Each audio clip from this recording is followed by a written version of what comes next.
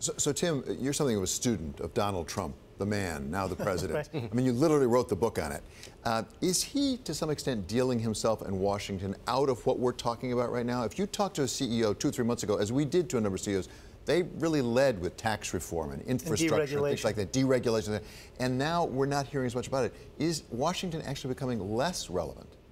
I don't think Washington is ever irrelevant. I think per what Lynn was saying earlier, CEOs are hoping to see tax cuts. They're hoping to see deregulation. I think President Trump's missteps have imperiled those two things.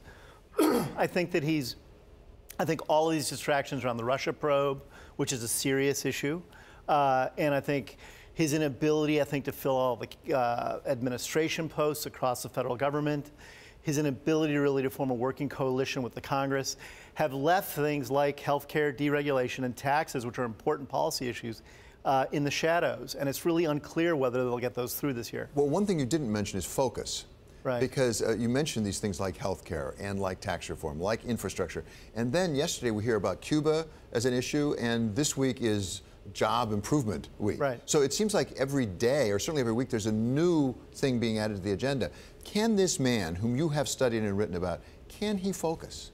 No, he can't focus. He's essentially ADD. I hate to, break people's hearts with that, but waiting for Donald Trump to focus is going to be a long-term. It's waiting for Godot. I think that if he was surrounded by a more capable team that was more tactically efficient, some of this stuff could happen. But the reality is he hasn't built a strong team, and he's not being a good manager. Keith, are we being fair? It's June. Yeah. It's a 4-year term.